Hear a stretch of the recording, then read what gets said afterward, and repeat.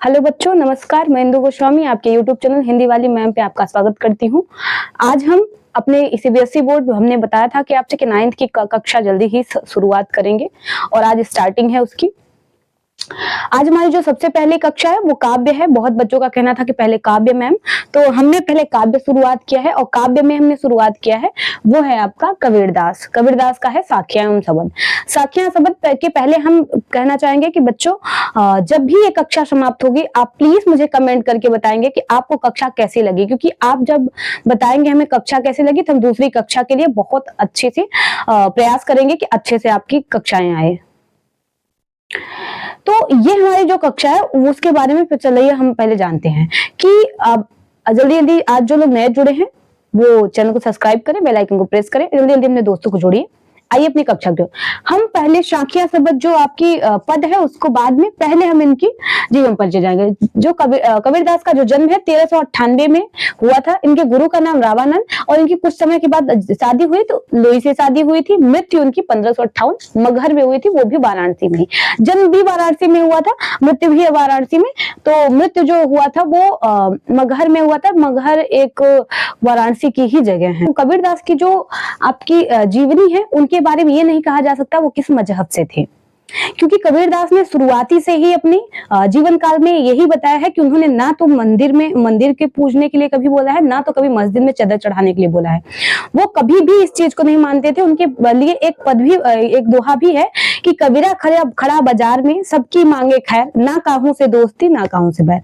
ना तो कबीरदास किसी से दुश्मनी थी, ना ही किसी से दोस्ती थी। कबीरदास एक सच्चे और एक जो आपकी पूजा पाठ है या फिर मंदिर मस्जिद किसी भी मजहब को मानते ही नहीं थे। ना तो किसी को एडवाइस देते थे कि आप इस मजहब को मानिए।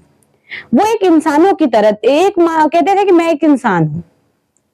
तो कबीरदास के मजहब का पता हम नहीं लगा सकते। ये हुआ उनका जीवनी, ये उन्होंने लिखा हुआ है और वो इसी तरह से बोले हैं जो लिखे हुए हैं। आइए हम चलते हैं। वो केवल भक्ति जानते थे, ईश्वर अल्लाह कुछ नहीं जानते थे। देखिए, मान सरोवर सुभर जल हंसा केल कराए, मुक्ता फल मुक्ता चुगे अब उड़ अनंत में जाए। मतलब मान सरोवर में जब हंस आ जाता है, जब वहां से मुक्ता मतलब मोती चुगने लगता है तो उसको छोड़ के नहीं उड़ना चाहता है। जहां पे उसको भोजन मिलने लगता है, जहां पे वो चुगने लगता है वहां से नहीं। उसी प्रकार मनुष्य है। मनुष्य किस प्रकार है? सेम हंस की तरह है कि वो अपनी छोड़ के नहीं जाना चाहता है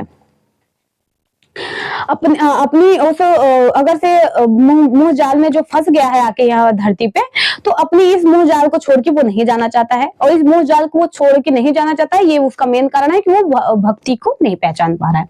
ईश्वर की भक्ति को जो वो भक्ति नहीं पहचान पा रहा है उसका मेन कारण यही है कि वो भी हंस की भांति हो गया है। देखिए, प्रेमी ढूंढत मैं फिरो, प्रेमी मिले न कोड़, प्रेमी को प्रेमी मिले सब विष अमृत हो। अगर एक तरह से माना जाए तो प्रेमी जो प्रेमी है, प्रेम करने वाला, वो प्रेमी ढूंढ रहा है। अगर उसको नहीं मिल रहा है, अगर प्रेमी मिल जाता है तो सब उसके विष जो है वो अमृत हो जाता है। पर ऐसा कुछ नहीं है।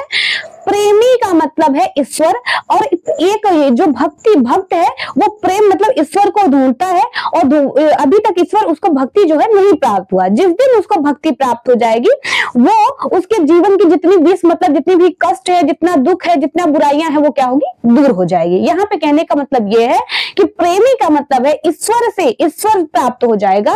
जिस दिन उसे भक्ति प्राप्त हो जाएगा उस दिन उसका क्या होगा? उसका उद्धार हो जाएगा। उसके जीवन से सारी दुख बुराइयां दूर हो जाएंगी।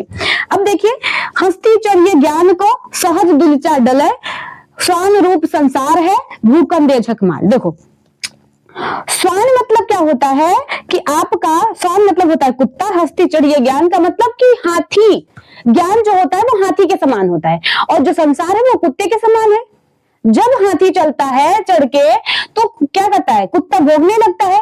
उसी भांति जब कोई शिक्षा प्राप्त करने को उत्सुक हुआ तो लोग क्या करते हैं? कुत्ता जो क्या है भोंकने लगता है। कुत्ते की भांति संसार भोंकने लगता है।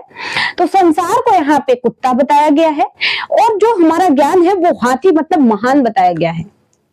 जब हम कोशिश करते हैं तब हमें रोकने के लिए बहुत से लोग आते हैं। कुत्ते की भांति मतलब संसार और जब हमें वो चीज प्राप्त हो जाती है तो वही संसार हमें शहरान आपको एडवाइस देने के लिए आ जाता है, आपकी सराहना करने के लिए आ जाता है कि हाँ बहुत अच्छा बहुत अच्छा। क्योंकि जब आप छोटे से बढ़ेंगे तो आपको बहुत से लोग रोकने आएंगे, लेकिन हमें क्या करना है कि अपनी आगे अपनी ओर से बढ़ते रहना है। आज हम कक्षा इसलिए छोटी रखेंगे क्योंकि हमारी जो कक्षा है वो लंबी नहीं, क्योंकि आज हमें आपसे जानना है कि आप बताएंगे कि ये कक्षा आपको कैसे लगी। अगर ये कक्षा आपको अच्छी लगी तो आप हमें कमेंट में करके बताएंगे हाँ मैम हमें कक्षा अच्छी आई, समझ में आई। आज थोड़ी लाइट की दिक्कत है, हम समझ रहे हैं कि आज थोड़ा लाइट आपको यहाँ बोर्ड पे, लेकिन हमारी आवाज तो आपको सुनाई दे रही होगी। ऐसी बात नहीं कि आपको कुछ नहीं दिखाई दे रहा है, दिखाई तो दे रहा है। आप थोड़ी सी कोशिश करिए, कल से और अच्छा हो जाएगा, आपको दिक्कत नहीं होगी। लेकिन हमें कमेंट करके जरूर बताइएगा कि आपको ये कक्षा कैसी लगी, क्योंकि हम इसके आगे आपको अच्छे से अच्छा कंटेंट देने की तभी कोशिश करेंगे जब आपकी एडवाइस हमें मिलेगी कि हाँ मैम आज की कक्षा अच्छी लगी है। आपको इसीलिए मैंने उनके कबीरदास के बारे में बताया और आपके 3 ही आपकी पैराग्राफ बताए, ताकि आप अगर हमें ये बताते हैं कि हाँ मैम अच्छी लगी तो हम बड़ी कक्षा लाएंगे, कल आपकी समाप्त कर देंगे और समाप्त करने के बाद आपकी आगे की कल क्वेश्चन के साथ आपकी कक्षा समाप्त हो जाएगी।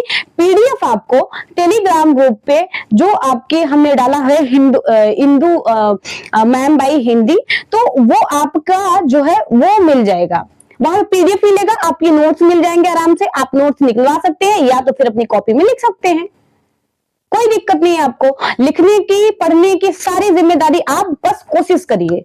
जब मेहनत करते रहेंगे हम पूरी गारंटी लेते हैं कि अगर आपसे बोला है मैंने कि हाँ आपकी परीक्षाओं में नंबर आएगा, तो याद रखिएगा आएगा, 100% आपका आएगा, क्योंकि हमने आपकी जिम्मेदारी ली है। तो याद रखिएगा कि आप बस हमारे साथ दीजिए, यही कि आप कक्षा को शेयर करिए, अपने दोस्तों को जोड़ते रहिए और अपनी मेहनत इस कक्षा से